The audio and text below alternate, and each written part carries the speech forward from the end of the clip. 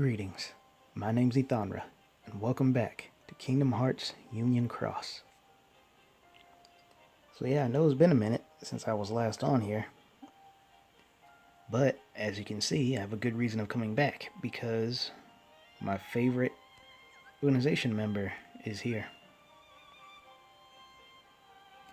Thankfully, because I kind of took a gamble and it did pay off, he's reverse speed and not reverse magic, and I predicted he would be, which is good because I actually didn't want to spend jewels on him specifically. I'm actually saving them for Roxas.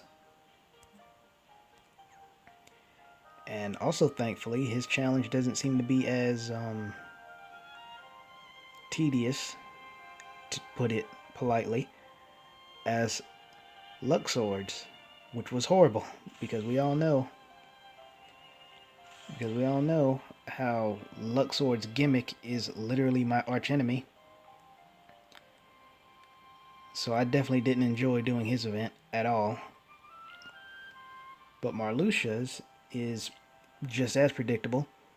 You can only use the Divine Rose, which is perfectly fine with me. My Divine Rose is not that strong at all, as you can see. So that's unfortunate for me. But for people who main this Keyblade or have it fully maxed out or whatever, this should be no big deal.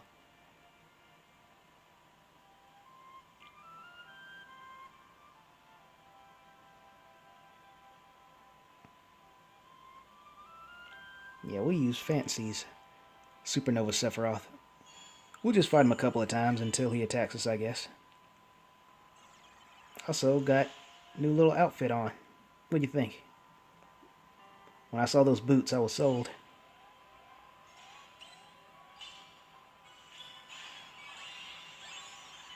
He does have an awful lot of health to be only 500.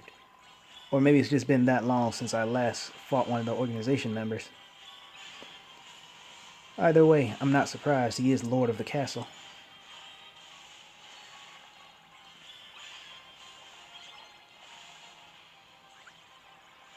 I already know what one of his attacks look like because I've seen the medal, but I don't know what the other one is because they all have two. So I'm definitely going to see it at some point. Maybe. I don't want this video to be too long. But yeah, Marluxia is my favorite organization member, but also because of a certain mystery that's going on at present, he might also be my second most hated member. It's an awkward situation. No, actually, this is the awkward one. Marluxia is my favorite, but because of a certain thing, I don't want to spoil it, he might be responsible for, and that would make him my second least favorite organization member. The honor of my most hated organization member goes to Larxene, which is why I said it's ironic because she's right there. So yeah, when her event comes, I'm just gonna do my best to beat the sass out of her and not even worry about what her medal does. I really don't care. From this point onward, I'm gonna try to save my medal, or try to save my jewels for Roxas. That is the one I've been waiting for the longest time, because my prediction with Roxas, well, this Roxas, the Organization 13 Roxas, dual wield Roxas, hooded Roxas, whatever, he should be hooded, by the way, and he also should be using Oblivion and Oathkeeper, is that his medal should be reversed, or no, duh, I meant reversed power, because whenever they show him being normal Roxas, he's been wind or speed majority of the time. Sorry, I'm having trouble talking. It's really late. My brain's kind of fried because I've been grinding on Doom, unlocking stuff. So I'm not really here right now. I'm just, as a matter of fact, the Doom screen is on right in front of me, and I'm just ignoring it. But getting back on track, yeah, for the most part, Roxas, casual Roxas is speed.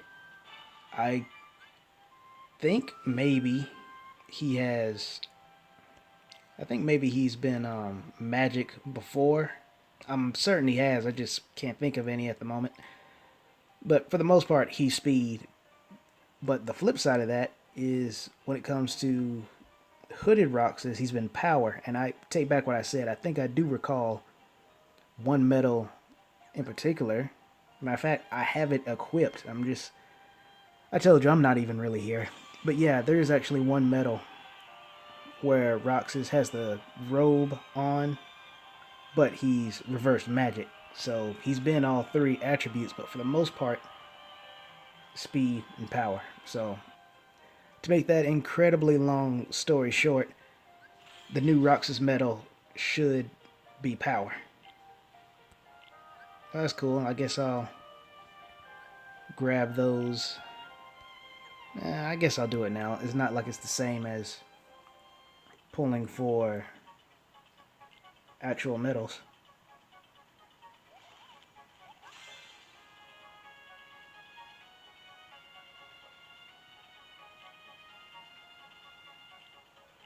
So yeah, let me just do this real quick, and then we'll hop back into fighting Marluxia. I gotta be careful not to go too fast. I might accidentally hit one of the jewel ones. And I know what you're thinking. How's that possible when you're so far down? Well, it's me. Trust me. I'd find a way on accident to do it.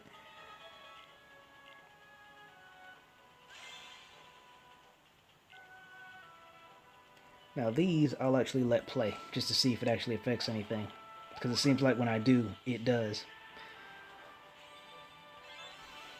I want to say I even have video proof of that. Well, if I didn't before, I definitely do now.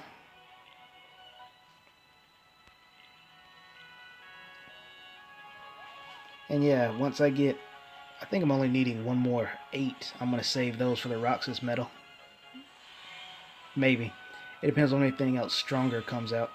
But either way, I'm getting that Roxas medal. Whether I actually upgrade it or not depends on what comes out from then to now.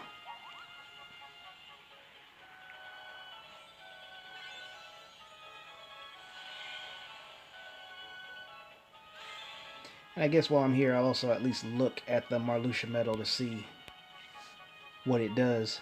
I'm very certain it doesn't do what I suggested. And again, mid-sentence, I have to take that back because, like I said, I already saw what one of his attacks are, and that's because I've seen the medal, and it looks like it might actually do what I suggested all those months ago. Let's see.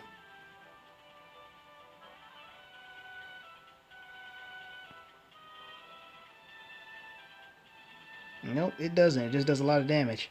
Okay, that must mean the guy must have had something like triple threat on or something, because what he did with the attack is it gave the, when he used the medal, it said miss, and the attack went off anyway, so it made me think there might have been some kind of status. So for a second I was wondering if they actually gave his medal that ability I suggested, which is the unique counter, instant death after it goes to 0, that kind of thing. But I am not mad about that at all, because I can completely understand why that'd be too powerful of a medal, despite the limitations I would have given it.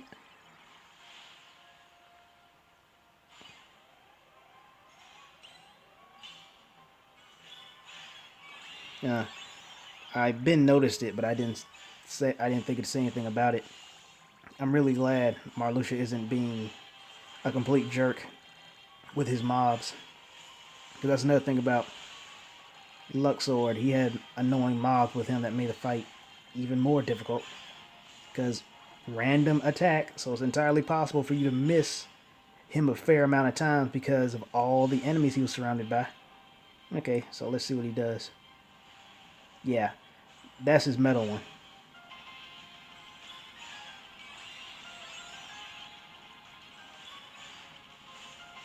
And it's supposed to be a, probably the wrong term here, but a reference to his desperation attack in Kingdom Hearts 2 Final Mix, which looks really, really cool. It fits him totally. Alright, so we'll do one more fight. If we don't see him do his other attack, I won't worry about it. Maybe one more. I know, I'm super indecisive right now. But what can I say? It's way later than for I meant it to be. I'm gonna try not to talk as much before I say something really stupid.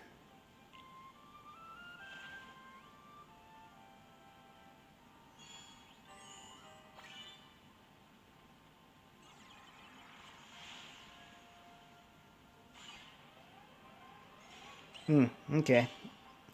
So, you all who are in my stream, remember when I said, "Welcome to my Thomra luck"? This is basically my life. No sooner do I mention Marluxia being cool with the mobs. Now I have to fight three of them. Just, just sort of happened. Just thought I'd point that out for those who didn't notice. Why else am I here if not to point out the obvious?